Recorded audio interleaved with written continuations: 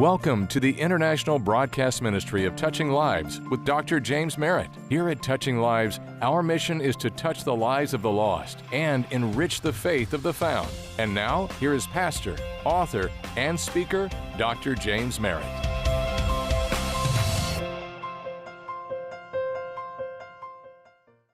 Have you ever wondered whether God has a plan for the end of the world, or maybe whether we're living in the end times right now? Next year, you can join me on a one-of-a-kind trip through Touching Lives, where we will explore the 7 churches of Asia Minor from the book of Revelation. I've never taken this trip. This trip will help you more clearly understand the Bible's prophecies about the last days. You can sign up right now at touchinglives.org. Or if you want to know more, I'll share the exciting details at the end of this broadcast. Stay tuned.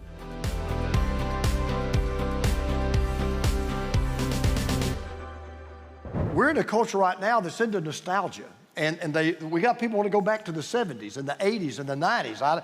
It's really kind of a cool thing for me. And there are movies, as you know, that are movies, and then there are movies that are classic movies, and then there are movies that are classic nostalgic movies. They're the movies that every now and then you just want to go back and see it. You've seen every scene, you know most of the lines, but there's just something about the movie that just inspires you. And The Karate Kid, for me, is one of those movies. Now, in case you have been a Rip Van Winkle and you don't know what that movie's about, let me just kind of let you know what's going on. So there's a kid that moves into a neighborhood. His name's Daniel LaRusso, and good kid. But he meets some kids at school, and they start bullying him, and these kids go to a karate school. And he has no chance against them, right? And so they're picking on him, they're beating him up. Well, he meets a man named Mr. Miyagi. He meets Mr. Miyagi. Mr. Miyagi is a karate champion. He finds it out. And so he asks Mr. Miyagi, would you help me? Mr. Miyagi kind of rescued him one night from getting beat up. And he said, would you teach me karate? And Mr. Miyagi says, yep, show up tomorrow morning. So he shows up, and he's expecting to get all these lessons. And Mr. Miyagi gives him 2 sponges. And he shows him this old beat up car. And he says, okay, this is what you're going to do. He said, first thing you're going to do, you got to take the wax off that car. He said, why? He said, you just do what I tell you. You got to take the wax off the car. So he goes over, and so he's working he starts saying, no. Wax on, wax off. Remember? Wax on, wax off. He gets through that, and then he says, okay, now what are you going to teach me? He says, okay. He gives him a brush. He says, you got to paint the fence. What? You got to paint the fence, Paint. No. Paint the fence. Up. I've got to paint the fence, right? So he's teaching him all this stuff. Well, Daniel's getting ticked off. He's had enough. He said, this old man's using me. I painted his house. I painted the fence, waxed the car, washed the car, all that kind of stuff. What are you going to do? And then there's this climactic scene where he's about to quit. He's about to walk off. Miyagi says, hey, come here. I love that scene. Focus, Daniel, focus. Show me wax on, wax off. Paint the fence, right? And he says, all of a sudden he realizes he's been teaching him karate. So now Daniel's entered into this tournament. And he's fighting the actual bullies that have been bullying him. And he starts beating them one by one. So now he's in this match against his nemesis, the biggest bully that he's got. He's already got to hit him. He's one blow away from winning the match. That's our culture. That's the culture we live in right now. It's the most uncivil culture I've known in all of my life. Sweep the leg. No mercy. You don't believe we live in that? You think I'm being cynical? Get on 85 tomorrow and drive down to work. That's all I got to tell you. No mercy on Interstate 85. Sweep the leg. No weakness. No mercy. Never pull back. Destroy, obliterate your opponent. Refuse to grant mercy. We're living in the most litigious society we've ever lived in. People don't want to sympathize. They want to sue. They want to take you to court over just the least little thing. And you know what's so interesting? We are so quick for ourselves to say, Lord, have mercy on me. But we're not real quick to say, Lord, have mercy on you. Lord, have mercy on others. And then we come to what's called the Beatitudes in the Gospel of Matthew, chapter 5. We've been in the sermon series. We're going to be in it for a while on the Sermon on the Mount. And we've been looking at these Beatitudes, and every one of these Beatitudes, Jesus keeps saying things that people go, wait a minute, that's not right.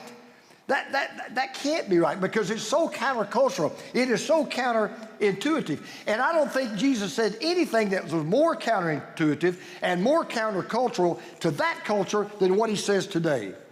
He says, blessed are the merciful, for they will be shown mercy. But let me just tell you why Jesus said what Jesus said, why it was so. You got to be kidding me. He is in a Roman culture. They're under Roman denomination. There were Roman soldiers on every street corner. Mercy was not in the Roman vocabulary. The Romans only knew one thing: conquer, defeat, dominate, take over, sweep the leg. As a matter of fact, one Roman philosopher said that mercy is the disease of the soul. You know why? Romans said mercy is a sign of weakness. Mercy is only given by people who are cowards. They're afraid. They're not real men. No, here's what Romans valued. They valued power and domination and discipline and justice. As a matter of fact, this is really barbaric. But whenever a child was born into a Roman family, that father had the power of life and death over that baby. All he had to do when that baby came out of that mother's womb, if he did this, the baby lived. If he did that, the baby died. So if a Roman dad wanted to have a son, but instead he had a daughter, all he had to do was this. You know what they do to that baby? Take the baby to a river and drown the baby. No remorse, no regret, no sorrow. It was either up or down. You say, wow, how barbaric. We do the same thing today. We just don't wait till the baby's out of the womb. We do it when the baby's in the womb. Now, if you don't like that, I'm sorry. That makes you mad, that's your problem. Because let me tell you something. Sheer mercy alone would never abort an unborn baby.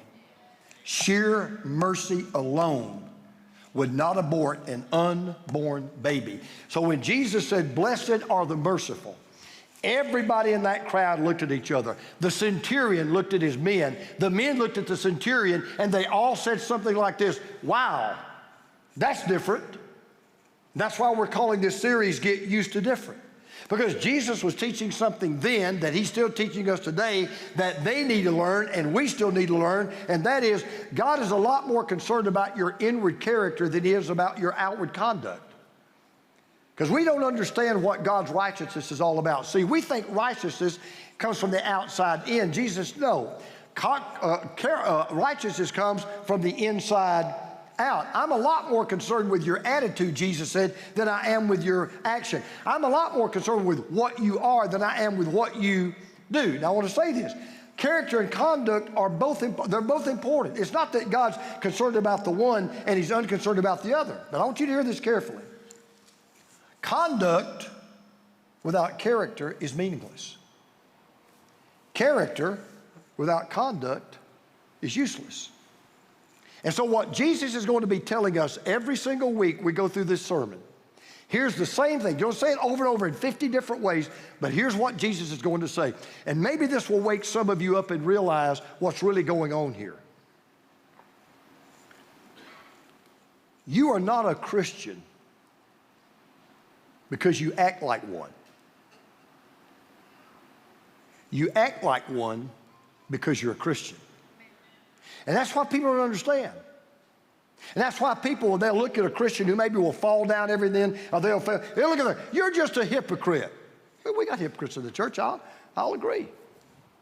And by the way, if you say, I don't like church with do not like church with hypocrites, okay. If you ever find one that doesn't have any hypocrites, don't join it because you'll be the first one. Every church has hypocrites, I get that.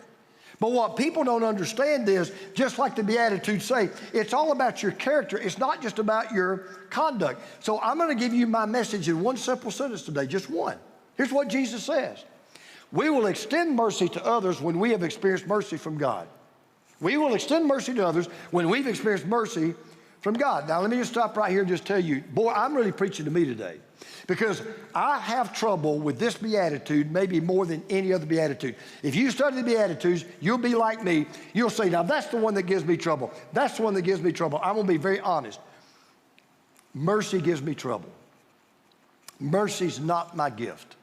My spiritual gift is what we would call prophecy. I don't mean by telling the future, but my spiritual gift is just taking the Word of God and saying, this is what God says, this is what you need to do. I tell my staff sometimes, when it comes to mercy, I'm fresh out. I just don't have a lot of mercy. I just don't. I mean, you know, when people cut me off on the freeway, can I tell you why I act like Jesus when people cut me off on the freeway?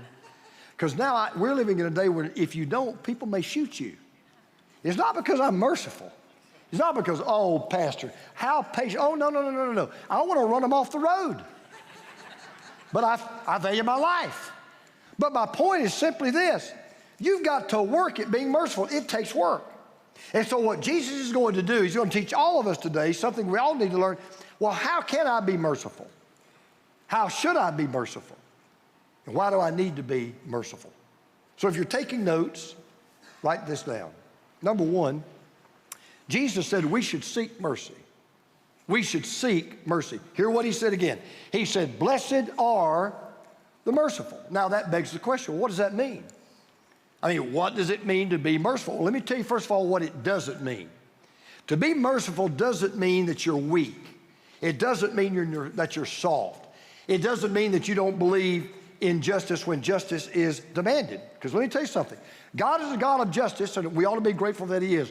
God punishes sin. We ought to be grateful that he does. But the Bible's very clear. God is not just a God of justice. He's also a God of mercy. He's not just a God of mercy. He is a God of grace. In fact, one of the best ways to understand what we mean by mercy is to compare it to those two other qualities, both of which are true of God. That's justice and grace, all right? We know that God is a just God. We know that God is a gracious God. We know that God is a merciful God. Well, what is the difference, all right? I've told you this before, but it bears repeating. Justice is when you give someone what they deserve.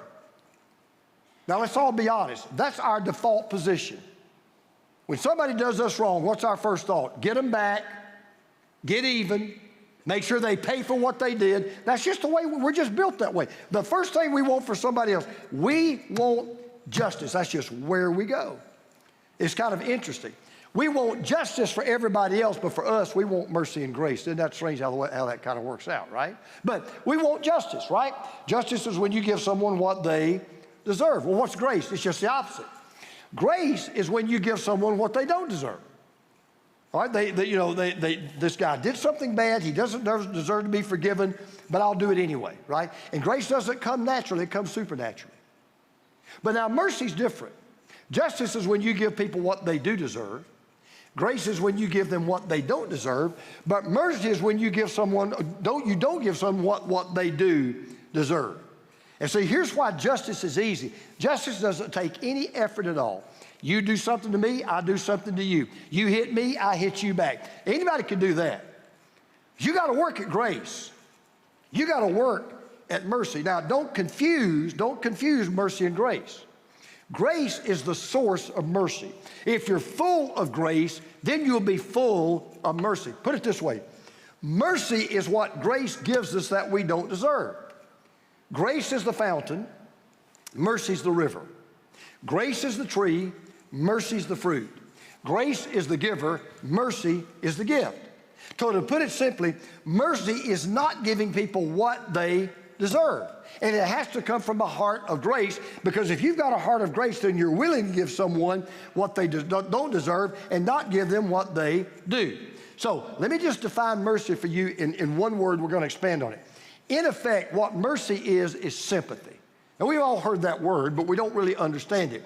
The word sympathy comes from two Latin words, and it means to feel with. It literally means you get into someone's skin, you get into someone's shoes, and you feel the hurt that they feel, and you're willing to do something about it. And the reason why a lot of us really are not merciful is we don't want to put the work in to be merciful, because I'm going to say it again. You got to work at being merciful. You got to work at being gracious. No work, no effort, no sweat in being just. But here's our problem. The reason why a lot of us are not as merciful as we should be, and we're kind of callous and cold and indifferent to what other people are going through, is because we're so self-absorbed in our own problems. We've got our own agenda. We've got our own junk going on in our life. We get so caught up in us that we just don't take the time or even make the effort to be merciful. Now, I'm going to give you a classic example. This is a true story. I guarantee you, I bet you've never heard it, but it's hilarious, but it really does illustrate the point. I'm not making this up.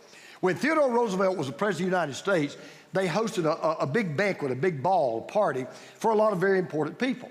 Well, the president had a receiving line, and people could go through the line, and they would shake hands with the president. Everybody wanted to meet the president. I've been able to meet the president, and it's really a cool thing. And I'll be honest with you, when you meet the president of the United States, you want to make a good impression. I mean, you don't want to come across like a doofus. I mean, you want to come across as somebody that's cool and good and nice and kind of knows, kind of self-assured and all that kind of stuff. And you just don't want to mess up anything. Well, everybody was, they're all in line and they're shaking hands with them. And the president just got tired of this because everybody came up to him. They were saying the same thing. They were smiling the same smile. They were repeating the same words. It was almost as if they all just read the same script. And Roosevelt figured out pretty soon, they're not talking from their heart. They're just talking with their mouth. They're just trying to impress me. They don't care about what I might be going through. They don't care about anything I've got to say. So about halfway through greeting these people, he did something. It's outrageous, but it's hilarious. He was so convinced that nobody was listening to anything he said, so convinced nobody cared what he had to say or what might be on his heart. He was so convinced all these people want to do is just suck up to me and make me like them. He began to do this. With every guest that would come up and shake his hand, they would say, "Hello, Mr. President," and he would say, "I murdered my grandmother this morning." Every guest that came up. "Good morning, Mr. President. I murdered my grandmother this morning." Here was the responses he got. One person said, "Wonderful." Another person said, "Keep up the good work." Another person said, "How lovely, Mr. President." Another person said, "Well, of course, you're Teddy Roosevelt." But even Roosevelt was taken aback when one diplomat was standing off to the side. He was listening to what the president said. He was listening to him go over, "I murdered my grandmother today." So when he walked up to the president, he said, "Good morning, Mr. President." The president looked at him and he said, "I murdered my grandmother this morning." The diplomat whispered into his ear and said this, "I'm sure she got what was coming to her." Now, we need to seek to be merciful. We need to take the focus off of ourselves and put it on others. We need to learn how to be sympathetic and empathetic to the hurting and the hopeless and the helpless. I didn't say this in the first service since I'm talking to our students over here. I just wonder how many kids you go to school with every day. And they don't live in the kind of nice house that you live in. They don't live with good parents like you do. I wonder how many go to school every day. They're beaten, they're abused.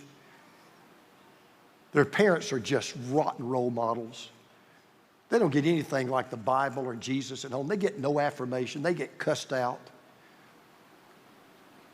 And we don't even think about it. We don't even wonder, why is that kid so angry all the time? Why is that kid so drawing? Why does he have to draw attention to himself all the time? And I'm not trying to justify bad behavior. That's not my point. But we never even stop and say, I just wonder, why don't we just take the time to say, hey, man, what's wrong with you? What's going on? Hey, man, can I be a friend to you? You have to seek mercy. It's hard. Jesus said something else. We don't just need to seek mercy. Jesus said we need to show mercy. We should show mercy. Jesus said the way to be blessed, by the way, every time Jesus said, blessed are you, what Jesus was saying was, hey, the way to be blessed, and oh, by the way, when you're blessed, then you can be a blessing to others. He said the way to be blessed and the way to bless others is to be merciful. So now let's get practical. What does it mean to show mercy? What does that mean to be a merciful person? Well, I thought, let me just give you the best illustration I can think of. It's about 100 feet from here. It's called CarePoint. Some of you work in CarePoint, and I appreciate it. Some of you are there Wednesdays and Saturdays, and you're giving out the food, and you're giving out the clothing. You may or may not know this. I'm not saying this to brag. I'm saying this to brag on them. We are the largest nonprofit food and clothing distribution center in this county. We are. We're the largest. When we started this ministry, we started it about almost 20 years ago. When we started this ministry, we didn't have to do it. Nobody came and told us to do it. Nobody asked us to do it. Nobody paid us to do it. Nobody made us do it. We said, you know, these people need mercy. Oh yeah, you say, well, you know you serve food and you know you give clothes to people who probably are here illegally. Yeah, I know that. But legal or illegal, they need mercy. They need us to show them mercy. And we did it. And what it is a ministry of mercy, because we understand in our church, mercy is not just an attitude, it is an action. So if you want to know what Care Point is, I can tell you in 3 words. It is a ministry of mercy. So let me give you an illustration. When we listen to people pour out their hearts and their hurts, we're on a mission of mercy. When we give people food and clothing, we're on a mission of mercy. And by the way, we're not just to share the gospel, we are to live the gospel. And you can't just live the gospel without sharing the gospel, but you can't share the gospel without living the gospel. So we try to do both. So a person who's merciful in a nutshell is this. It's a person who doesn't just look at someone and say, man, I know you're hurting. I know you're down. I know you're out. I know it's really, things are going kind of tough for you, and just leave. It's the person that says, you know what? I know you're hurting. I know you need help. I know you're down. Let me see what I can do to help you. So I want to tell you a story. Actually, I want to tell you a story that Jesus told. It may be one of the 2 most famous stories Jesus ever told in all the stories that he told. And if you don't know the story, at least you'll know what we call the story. We call the story the Good Samaritan. But I want to go back and just kind of revisit that story for a minute, because for those of you who don't know the story, let me just refresh your memory.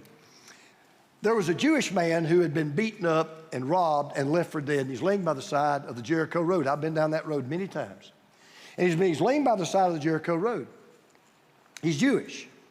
Now, Samaritans were arch enemies of the Jews. Jews hated Samaritans. Samaritans hated Jews. If that doesn't compute, let me put it this way.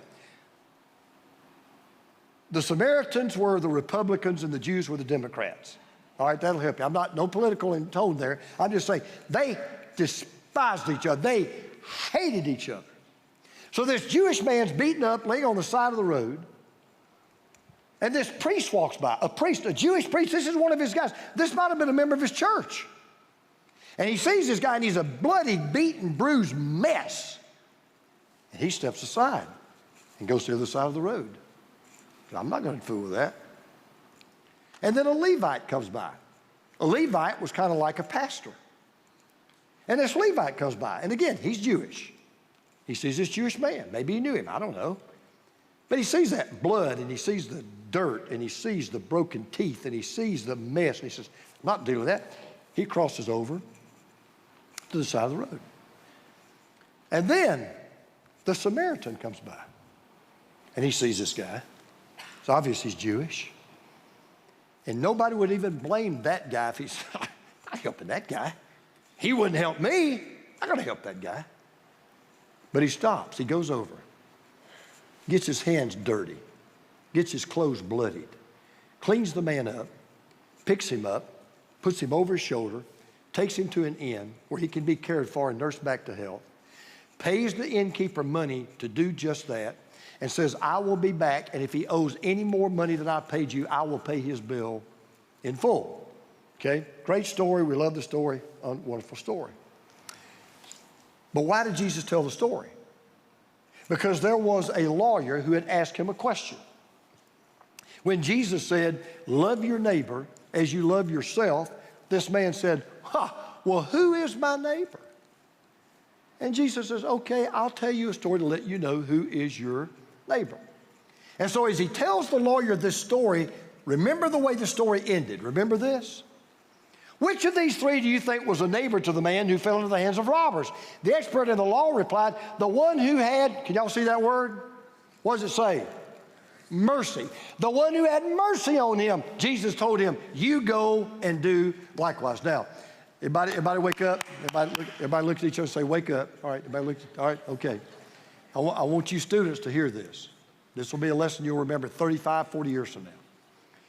You got to go to school, got to go to high school, go to college, graduate. You're going to get out in the real world. When you get out in the real world, you're going to find three groups of people.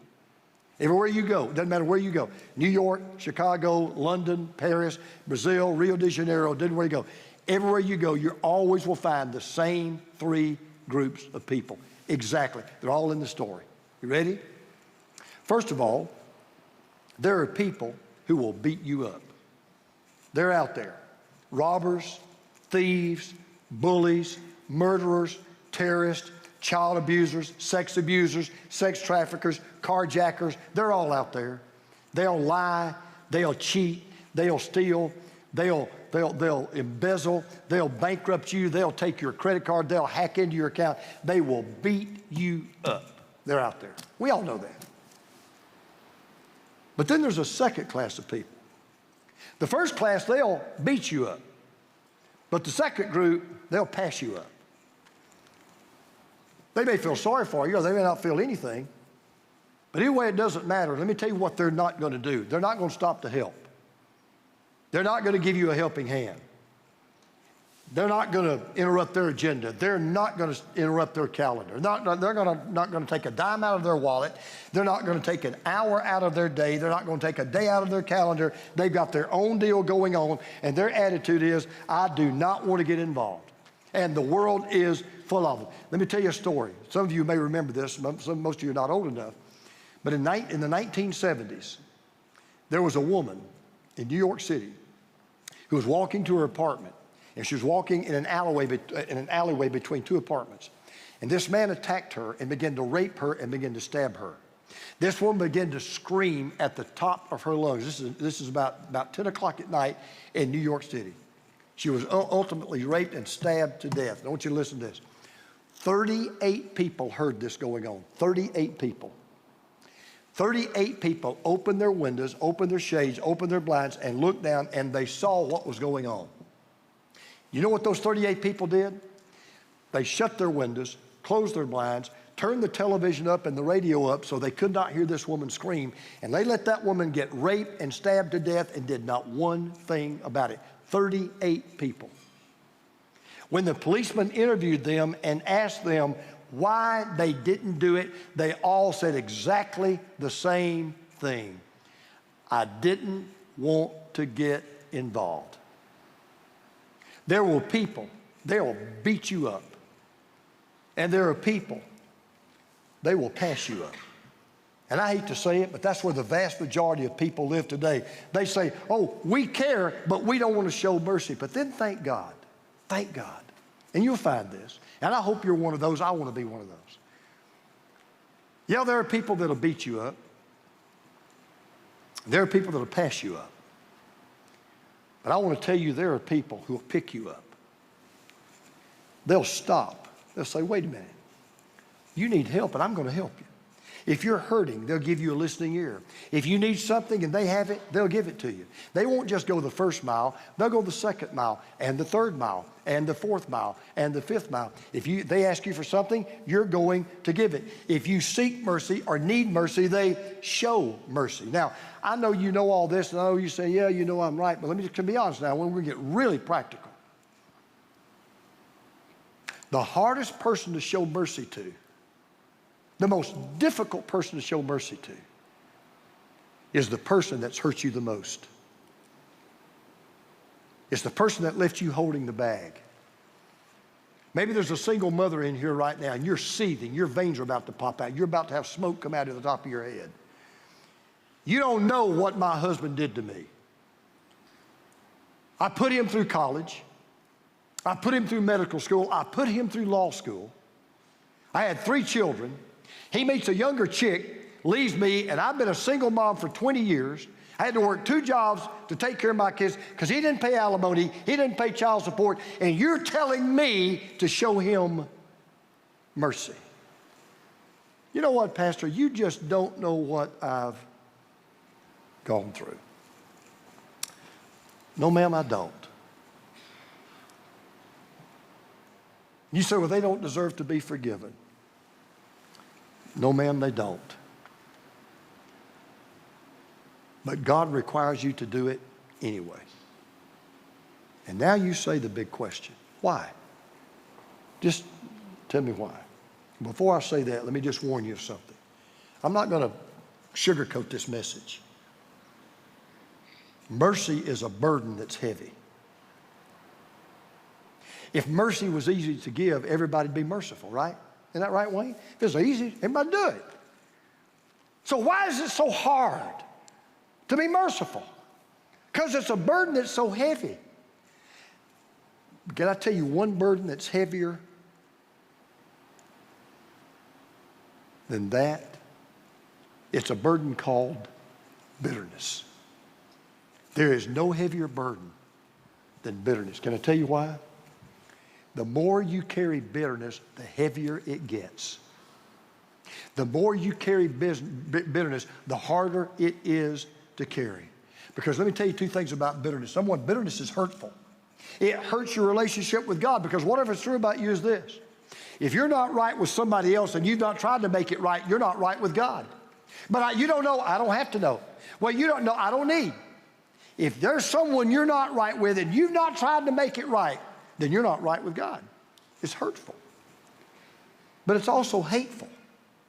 Because when you refuse to show mercy, you're really showing you've never experienced mercy. So I'm going to make a statement now. I'm going to tell you it's going to be hard to swallow. I'll go ahead and tell you, you're not going to like it at first, but just please think about it. Do you know why you should always be willing to give mercy to the people who have hurt you the most that least deserve it? Now buckle your seatbelt.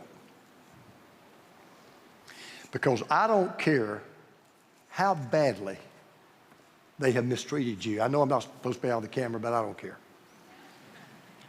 I don't care how badly they have mistreated you. They have not mistreated you as badly as you mistreated with Jesus. I don't care how bad they've hurt you. They've not hurt you like you've hurt Jesus. And yet, the very one who had every right to say, it would have been right to say it, I'm not showing you mercy, is the very one that has. So until somebody mistreats you worse than you mistreat Jesus, I don't want to hear this, and God doesn't want to hear it, but Lord, they don't deserve it. God says, I know they don't, but neither did you.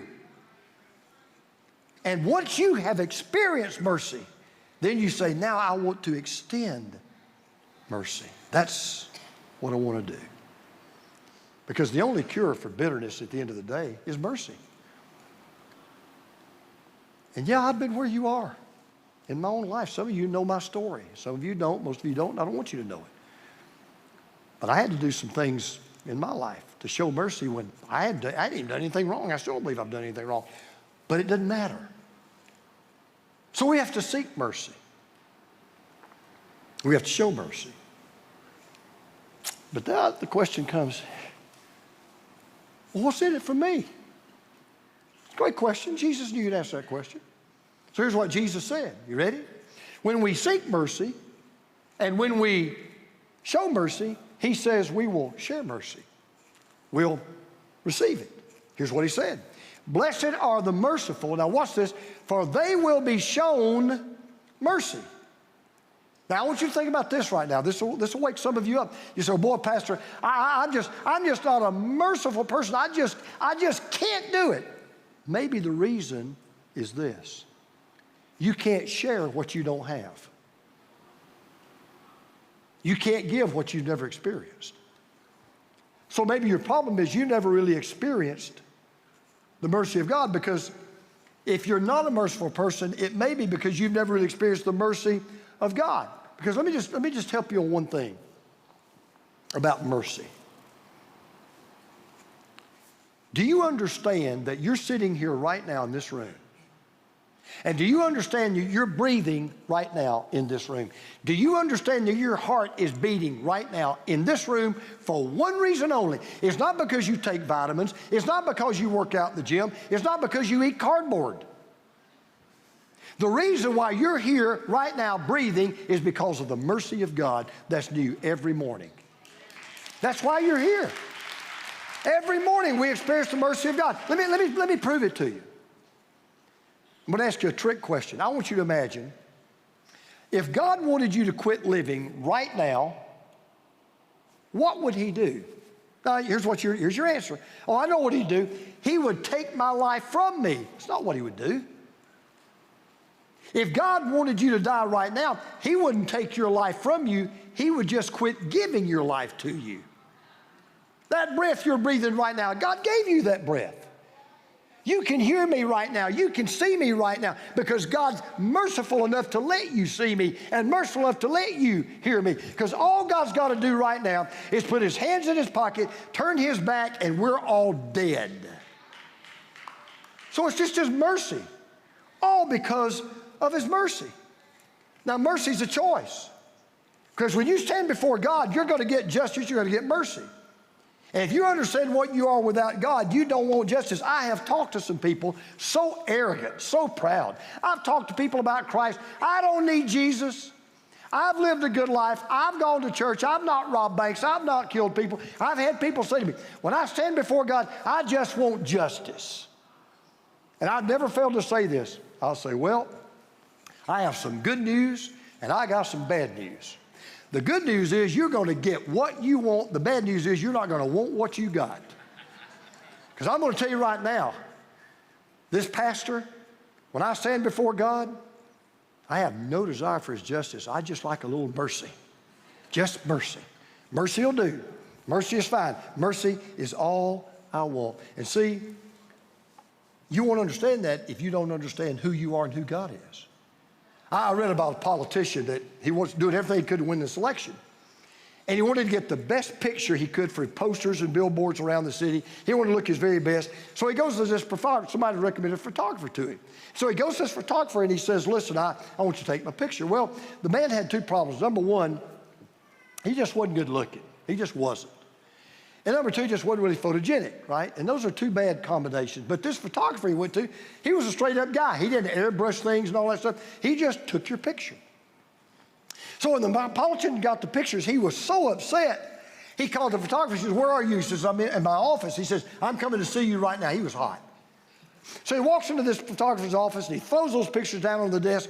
He says, this is terrible.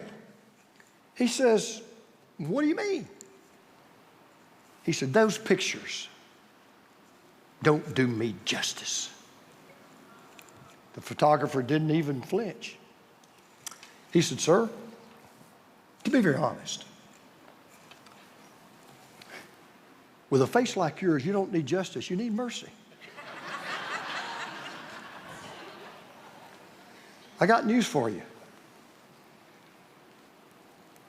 I don't care how good you are or how good you think you are. You need mercy. Everybody needs mercy. We all need to receive God's mercy. We all need to reciprocate God's mercy. So let me tell you a little history story. It actually happened, we'll be done. There was a mother who went to visit Napoleon, the king of the ruler of France, because her son had been sentenced to death. It was his second offense, and justice demanded his death. He deserved to die. But this mother goes to Napoleon, and she pleads for the life of her son. And after he heard her plea, Napoleon looked at the mother and he said, ma'am, I'm sorry, but justice demands that your son should die. She said, yes, sire, I understand that, but I didn't come to ask for justice. I came to ask for mercy. Napoleon looked at the woman and he said, but ma'am, he doesn't deserve mercy. And the mother looked at Napoleon and said, sir, it would not be mercy if he deserved it. And mercy is all I'm asking. And I'm asking for a mom, as a mom with a broken heart, that just is asking you to show her son mercy. When she said that, Napoleon turned his back because he did not want the mother to see the tears coming down his cheeks. He turned back around and he looked at his mother.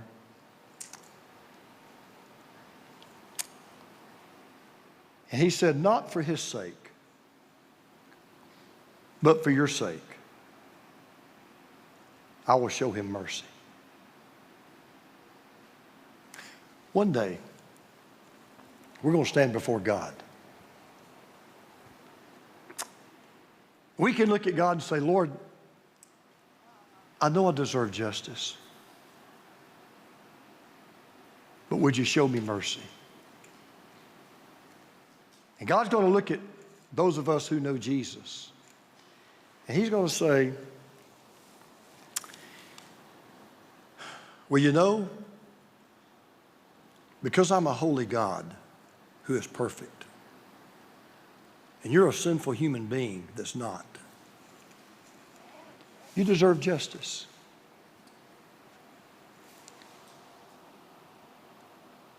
But I'm going to show you mercy. Not because of you, because of what my son did for you on the cross. I'm going to show you mercy.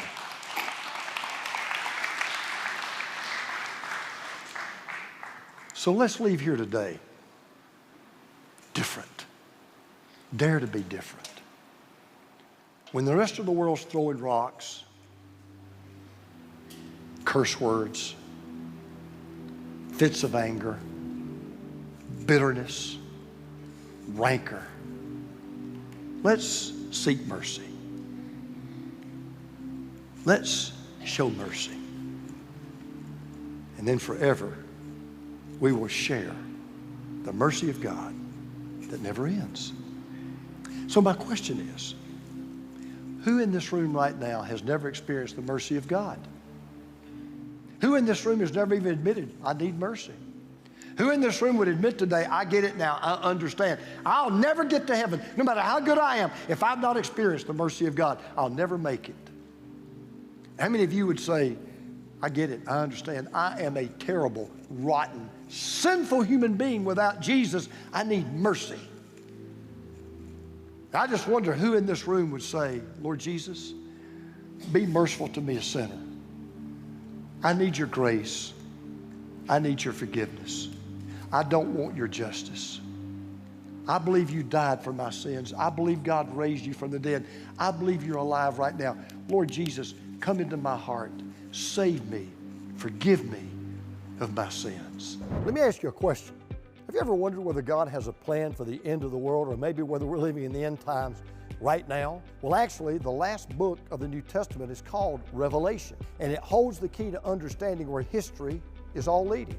The Apostle John, who wrote that book, opens with a series of 7 letters to 7 churches across a region called Asia Minor. I have always wanted to visit those churches and teach what the Bible says about them, and now for the first time in my life, and next April, I'm going to journey there, and I'd like for you to consider joining me for this once-in-a-lifetime opportunity. On this tour, we will visit all 7 churches of the Revelation, explore what the Scriptures teach us about them. Plus, we'll visit with many other world-renowned locations, such as the site where the Trojan war horse legend took place. You do not want to miss this life-changing trip. Space is limited. We expect this trip to sell out and sell out soon. So book your spot to join us today. You can register at touchinglives.org or under the events section of our mobile app. Can't wait to go. Want to see you there.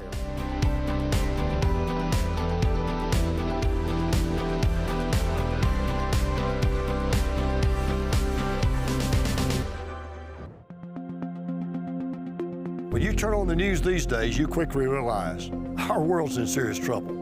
People need Jesus like never before. If you're a believer, you've got to work extra hard to stand firm and stay strong in these troubling times. I've heard it said that without action, the best intentions in the world are nothing more than that, intentions. So I want to give you 3 actionable tools designed to intentionally deepen your faith. Number 1, you can enroll in our daily devotion email. Each day we provide you with an encouraging word and targeted prayers to make sure you're ready to face the day. You can sign up at touchinglives.org. Number 2, you can download our Touching Lives app, where we have a library of sermons and daily inspiration, and you can even receive prayer for whatever you're facing. It's available in the App Store now on every device. And finally, number 3, you can follow Touching Lives on social media, including Instagram and YouTube. This year, We added a boatload of encouraging videos and inspirational quotes that are easy to share with your friends and family. Thank you again for being a part of the TL family. May God bless you richly so that this would be one of your best and most blessed years yet for the glory of God.